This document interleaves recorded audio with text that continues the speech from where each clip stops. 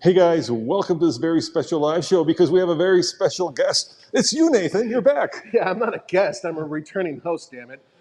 Yeah, I had a little bit of a medical leave. You guys may have noticed, and we had some messages and some threats. So I came back, and everything's good.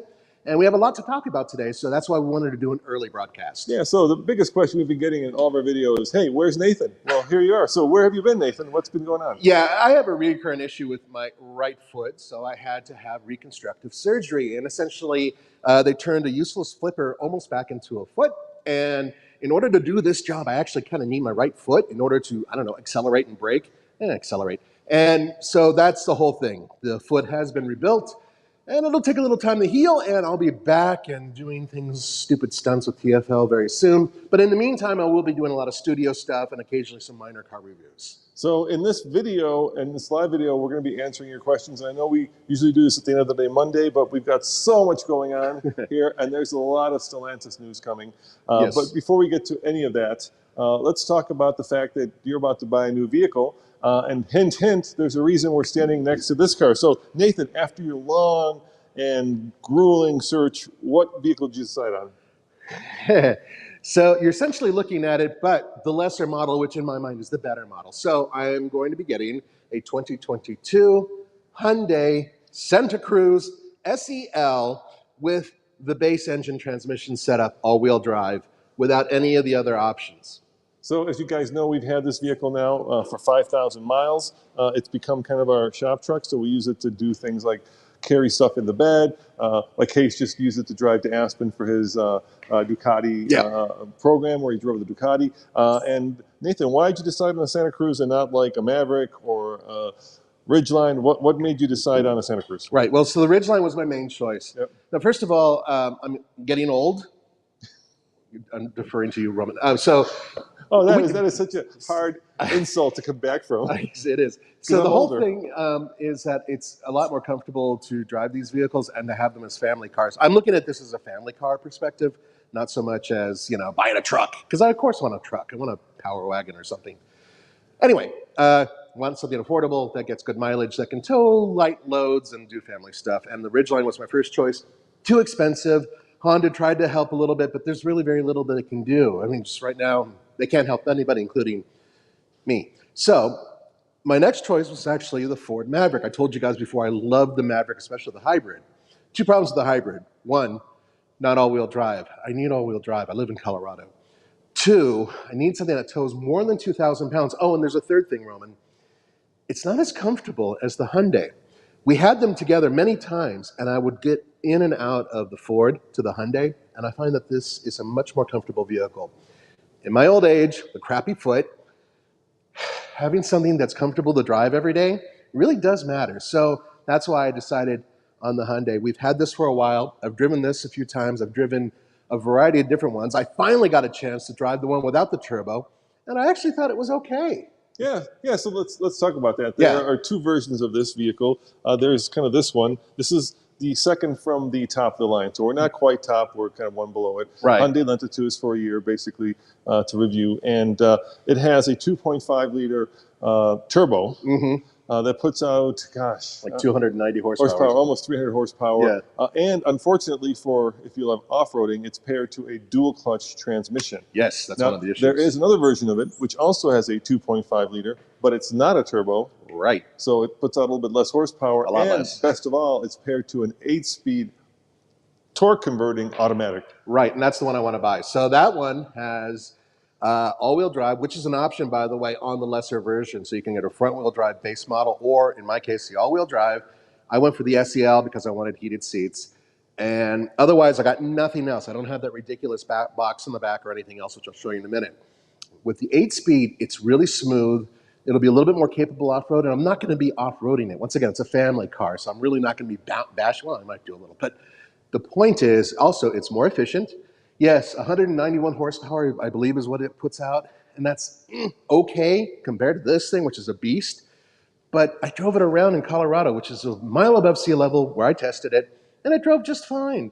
So in my mind, better mileage, less expensive vehicle by a great margin. I mean, I'll be saving 10 grand. And I'm getting pretty much everything I want. yes, I would prefer the Ridgeline. I'll be completely honest about that. But they're just not affordable. This is a $10,000 less vehicle. Yeah, so let's talk about that. So this car, I believe, stickers. We never actually got a sticker with it. Yeah, but we're guessing about 37,000. Yeah, it's closer to 40 now. Probably 40 now. Yeah. So how much did you pay for yours? Mine's going to be about 31, 32. Okay. So at MSRP. That's with heated seats, which is yes, nice. With the heated seats. And you said something important, MSRP. Yes. So here's the hardest part is even finding these things. California, I won't mention the dealership, but it's in Southern California in the San Fernando Valley near Van Nuys, off Sepulveda Boulevard. And, but I did. Anyways, Don't mention it. No. And what they're doing is they're saying, no, we're going to sell you the car at MSRP, but you have to buy this $1,500 package. And it's like a protection. Seriously, it's like the spray-on thing or whatever, some BS thing like that. It's total crap. And a lot of people are doing that, unfortunately. But there's a lot of rust in California. There's a lot of rust. So, but it's required. So you don't get it at MSRP, even though they say it. However, here in Colorado, there is, and I'll mention them if the car comes through, because I'm still on the waiting list, that will give it to me at MSRP, no bump ups, no tricks, no nothing. I'll take that. And as such, this car comes in, I believe, at 31 and change, almost 32 for the setup that I want. So what color did you order, or are you trying to get? So this is what I told them. I said, I want the car soon. Because of that, I went for 2 different colors. Basically, whichever one comes first. So they have this blue. Yeah, I love that blue. Is it like that light blue? It's like the light blue. Yeah, nice. Or they have a green, which is it's called also like nice. It's like a very sagey green. They call it sage, actually. And I'd prefer the sage. I've never had a green car out of all the millions of cars I've had. I've always wanted one, so hopefully I'll get that. But I told them, hey, whichever one comes first, as long as it has the package I want, I'll take it. So let's talk about the biggest fault of this car. I'll show you guys in the inside, and let me light it up. And I don't have this fault. You don't have this fault? No! Yeah, why don't you open it up? So the thing that, and this is a great car. Look, we put 5,000 miles on this. Well, it's why I'm buying it, because it's a we had good car. Exactly 0 issues with it, right? Nothing went wrong. We use it for off-roading. We use it for on-roading. But look at all the dust. I mean, can you see all this? This piano black is just, oh my gosh! It's like a dust magnet, and it just seems to attract dust no matter what you do. Looks like Case spilt a few beers in here too. Sorry, no, I mean water. It's that's my biggest complaint. That's a small complaint. No, but it is a reasonable complaint. So the lesser version of this has a smaller screen, and it doesn't have the infotainment setup. It doesn't have the exact setup for wireless charging or anything. I don't have any of that, but because of that, I have real knobs, right? And I have a smaller screen, and I have slightly less piano black plastic. Slightly less, meaning less fingerprints. As far as I'm concerned, that's a plus. Yeah, and as you can tell, this car is dirty. We use it. We've got WeatherTech floor mats, which have been a huge lifesaver. But for the most part, it's held up really well. I like these. I like the seats. Yeah, the material is really cool. It's got good for me lumbar support. And in the back here, we've been using it to move Blazy around. So we've got this dog cover. Yeah. As you can see, that's also getting used. Blaze is covered in hair. Yeah, so. It's covered in hair. So that's actually been really good, because you can use a blanket, but this actually stays up on the back part. Otherwise, the blanket always falls down. There's an important part about this car that is a bit of a drawback, and that is the back seats don't have a ton of space. But see, I have one kid who just moved out, and I have another kid who's becoming a teen and doesn't want to drive with me anyway, so screw it. They're not going to be in the back. But I have dogs. And it is a compact pickup truck. So it is. Well, this is much smaller. I mean, for one thing, this is almost like 10 inches smaller or shorter than the Ford Maverick. And this, which I loathe, will not be in my truck. Yeah. I do not have to worry about this, so I have more space. So, this is kind of a two-edged sword, right? Right. It won't necessarily... Hyundai says it's not watertight, but it is relative, resistant? Water resistant. And so it is nice that you can put stuff in here when it rains and cover it up. Like if you're going to the airport, you got to pick up some friends, and you don't have any place to put a luggage you could put in here. The downside is it does rob you of quite a bit of ton of space. Yeah, and this doesn't come out of like taking off 3 bolts. It's actually quite an extensive thing to remove it, and these tracks are part of it. So if you pull this whole thing out or don't have it in the first place, which is my point, then you have a lot more space, which is perfect for me. And then even if you don't have it, you do have this little hidden cubby down here. Exactly. And if you pick up anybody who has more luggage than that, then they don't deserve to be at your house. You could throw like a good size backpack in there, maybe one of those, duffel bags, right? Yeah, or, Yeah. or have a video host. Or a lower board, yeah. And then it does open up so you can use it as a, as a drink tailgating. What a great idea. Maybe I should Ice consider holding. that. Yeah, ice holding, So Roman, when I brought one of these home, Yeah. my wife looked at this and said, "I can put mulch in there. I can put." And just immediately, I'm like, "No, no!" But she kept like, "I can put plants in here." No, but that's the point. You can do that. It's not as big and as useful as the one in the Ridgeline, but it is still useful. And the whole point of this is super utility. I like those, and I'll have that. Yeah, you got these little cubbies, so that's actually pretty good. You could put stuff in there. Yeah, and then now the higher end version, I believe, has an outlet, a 110 or something like that on this side. I don't think this one does, though. I don't think we have the outlet. And then it's got the pretty good tie down. So the tie downs are great. Here, there's one up here. There's and then we've got the movable ones. Which it's just overkill in my book. But and a lot of people are like, well, you can't even fit a bike back here, dude. With the tailgate open, you can totally fit a bike back here. I actually saw somebody with a small, I think it's like a 600cc bike and one of these set up crosswise. You know what you can do? You could put one of those tailgate covers and just hang the mountain bike. That's exactly it. You could do that too. Yeah. Also, there was a question about towing. I need something that can tow over 2,000 pounds because I'm going to be getting a new trailer, replace the horrible trailer that Roman thought should be on the side of the road left on fire. And I don't really disagree with him there. But that's gone. So we're going to get a nicer one that's probably about 2,500 pounds. So this one tows 5,000 pounds. That's because of the powertrain. But the lesser one is 3,500 pounds. And I'm completely okay with that. That's right where I want to be. Because if I towed something, say 2,500 pounds, I got a little bit of capacity for a couple things. Perfectly good. And I'm still getting decent economy. So that's why I'm okay with it. And it does have this little window back here, which is optional. Mine I don't think has that, and I'm okay with it because I can't put anything through that anyway. Yeah, the nice thing about that is if you want to cool off, you can open up a window and open up that one, and it gets a nice breeze blowing through it. But that's a nice touch on this car. So Roman, this is the first new car for me in 21 years. Wow. Yeah, the last new car I got was a. You get excited. Yeah, I am pretty because I always buy used cars because they make more fiscal sense. Before I even got married, I bought a 1999 Subaru Forester. That was like the last new car I bought myself, and my wife ended up taking that after 2 years. Now, the cool thing about this vehicle, this is important to a lot of people, actually. It's built in the U.S. So yes, is it Chattanooga? I don't think so. I think it's, I should know this. Alabama? It might be Alabama. I don't know. Sorry, guys. I'm betting it's a southern state. It's a southern state. That I know. What do you think of the styling? Do you like the styling of it? That's why. It's one of the reasons I like it. I love the rear styling. I love these rear taillights. Now, we compared this to a Tucson in a video about 2 months ago, almost 3 months ago. Yep. And the reason why we compared it is because I wanted to show the differences between them. Because a lot of people are like, dude, it's just a Tucson with a bed. It's not, actually. Almost every ounce of sheet metal on this is unique to this vehicle, including the front, which a lot of people don't realize. The other cool thing is the designer came from Chevy, as you can tell. But this is great. If I had a foot that worked, this would be even better. Yeah, so I can get my left foot in there, no problem. Obviously, this was in the Silverado.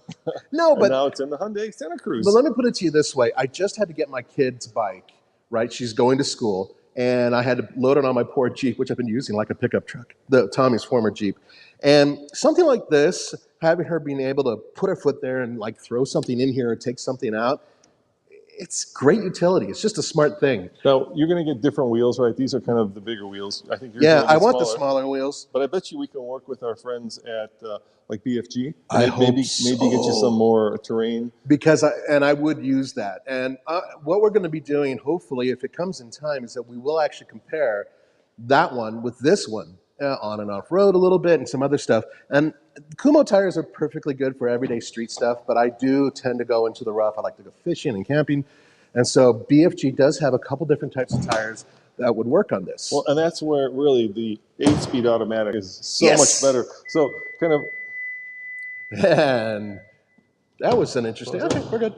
So what we've learned over the years doing off-road reviews is that if you want to rank transmissions in cars, not in side-by-sides, not in ATVs. Different. But if you want to rank them, just a regular old automatic is the best with the torque converter. I would agree, right? In most cases. Right? And then probably a manual after that. Mm-hmm. Manuals are hard to drive off-road because the car tends to roll back, the Jeep tends to roll back, truck tends to roll back. It requires skill. It does require skill. And then it's kind of a toss-up between a dual clutch or a CVT.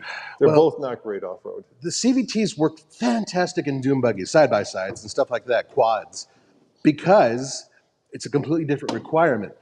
They don't need to have good EPA numbers they don't need to be driven on the highway, but it's totally different when it comes to cars. Yeah, exactly. And then dual clutches are great when you're on the racetrack, right? Oh, they're those great. paddle shifters, it's like you got one gear, the other gear is waiting to be. Well, there's less moving parts too. Yeah, but off-road, they tend to overheat. Yeah, and we've done that several times with products coming from Hyundai, and they're very much aware of that. And they do, as I said, they build the alternative, which is what mine is. Now, still, that doesn't mean it's perfect because the traction control system is intrusive. You cannot fully shut it off, which I found out. Also, there's a lot of things that it's missing for off-road capability, but I'm not buying it for off-roading. If I wanted something for off-roading, I'd blow another 20 grand and get a Jeep Gladiator. Hey, Zach, are there any questions we can answer? I'm sure people have some questions for Nathan. Yeah, there are a few. Brian Monroe is saying, I hope you will review the video when you get it. Hell yeah. Yeah, well, there'll be a full video. Yeah.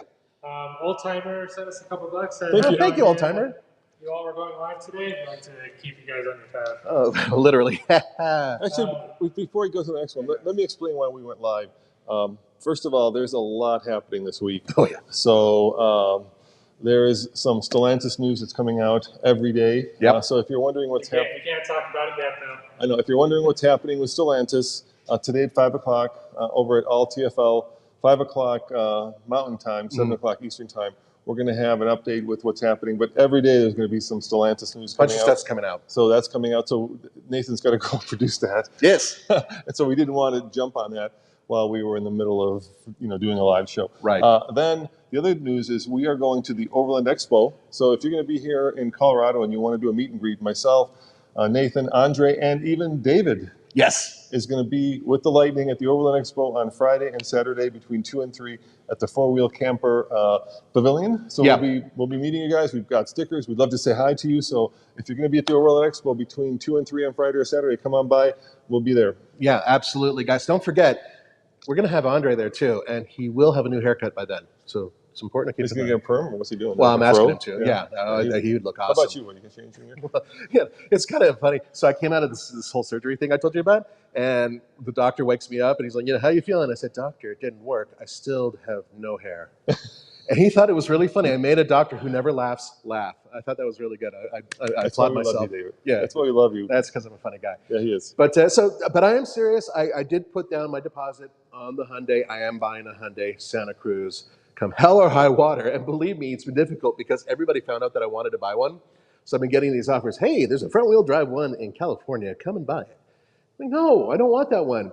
And then in New York, so hey, if somebody on this podcast, on this live video, actually, that's another thing we're doing, a podcast, decides that they have one, or if their dealer that has one, are you like tied into that one that you better? No, I could drop the deposit and just run over, but I don't want out of state ones because out of state, as we found out, getting the car registered here is a pain. Yeah. It's extremely expensive. Am I right, Zach? Yeah, that's right. Colorado's got really expensive, really bad rules. So I want to save $1,000, basically, and buy something that's in state, unless of course they have some sort of offer. But yeah, essentially I'm tied into what I'm doing unless something comes along. All right, Zach, any more questions for Nathan there?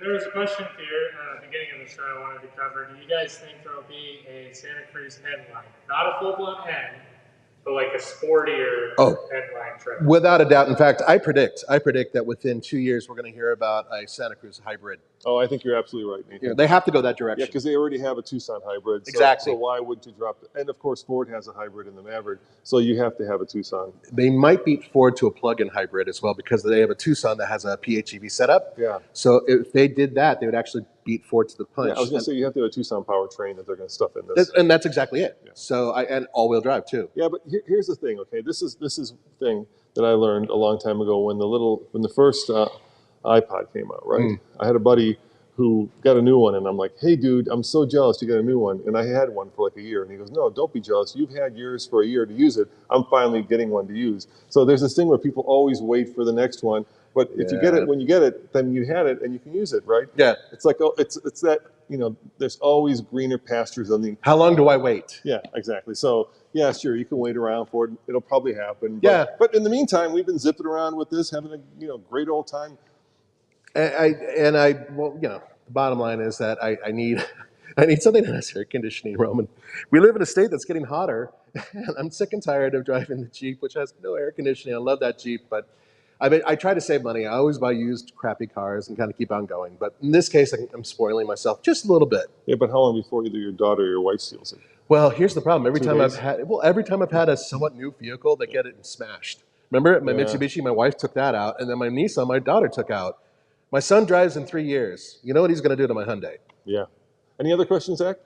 We just got a $5 super chat from Luke O1234. Thank you. Please do a review of that Santa Cruz. You got it. Joining the chorus here. And it'll be a full-blown, lifelong review. I've only seen reviews of the turbo, since that's the one most people tend to get. Right.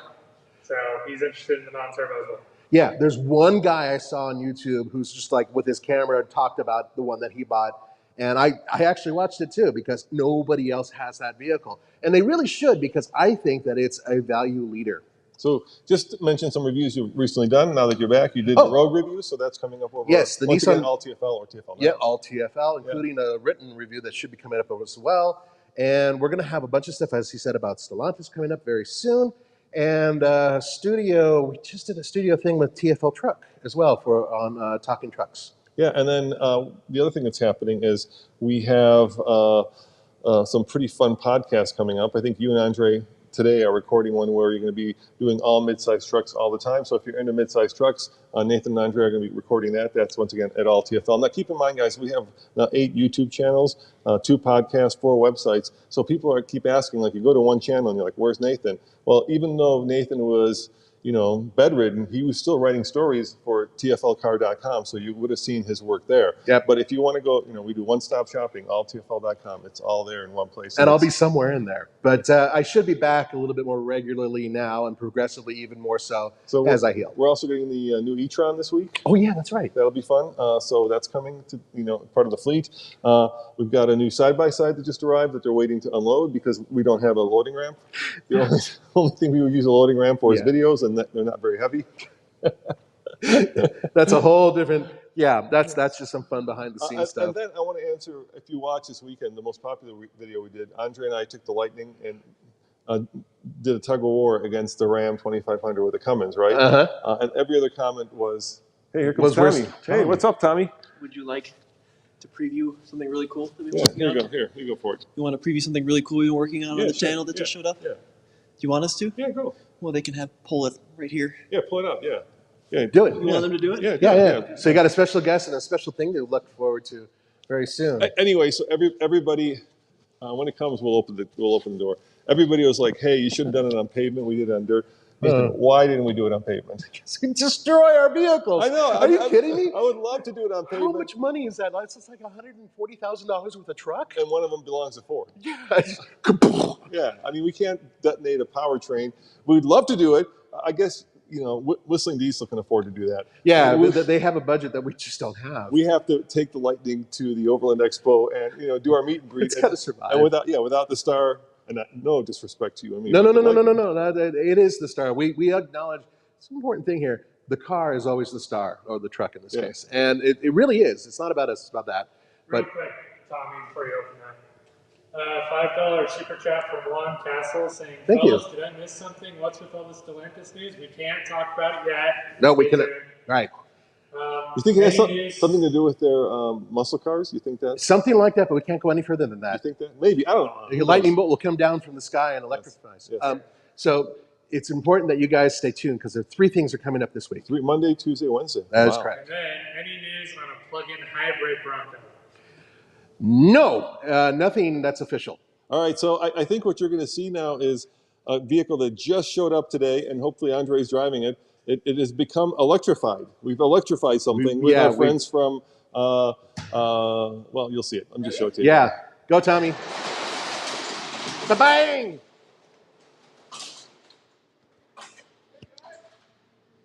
All right. Hey guys, what do you think? It looks like our Ford. Yeah, it's the F100. Except it's not. Except it's Chargezilla. So what'd you do to it? I mean, it looks like it's maybe lifted a little bit, but Well, that's Maverick over here. Is that Maverick? Maverick, Hey, what's up, guys? From Legacy EV. So this 6-cylinder's still kicking, huh? Not quite. We swapped it out. Oh yeah, what you Yeah, got? yeah, it's a swap. Yeah. We got 680 pound-feet of torque Holy cow! and a dual electric motor setup from Legacy EV. Open the hood. Are you able to open the hood? Yes. Okay. And also we have Tesla batteries, right? So, are you telling me that I'm looking at the first Tesla pickup that has been produced? A four-wheel drive, lifted Tesla Holy powered moly. pickup. Hey Nathan, don't touch that, okay? That's What you're reaching for? Yeah, I won't touch that. That's high voltage. Don't touch that. Yeah, if it has orange on it, I don't touch. No. But this is one of the batteries here. We kept the drivetrain the same, so the axle, the transfer case remain. But now there are two electric motors, and we can show you inside briefly because you could see it from the inside the cab. All right. So if I can open the door for you.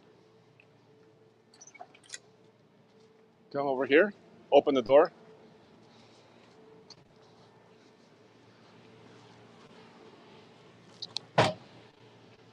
If you look down here, you could see kind of a window and the electric motors.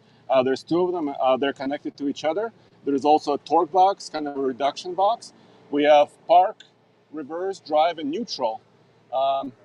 And a battery monitor here. So it's been juiced. Chargezilla. Hey, Andre, come on over here. Okay. We've got Maverick mic'd up so you can ask him. Yeah, ask him a couple questions so we can get this out here. Okay. Yeah. Should we close the door? Because it's a bit loud.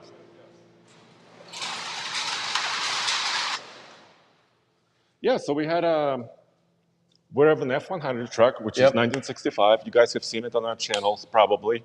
We've done many videos with it. Yeah. But then it's getting kind of a new life. Yeah. So tell me about like what the plan is for this truck. Yeah, so we've got quite the plan laid out for it over the next few months. We're going to take it on a little bit of a road show it off at a few different places. So we're looking at SEMA this November. We'll have it there. Yep. And then we're looking at Barrett-Jackson 2023 and probably a few fun stops in between. Overland Expo. Yeah, so Overland Expo Mountain West is actually in Colorado, Loveland, Colorado. This is 26th, 27th, 28th of August. That's coming up very soon.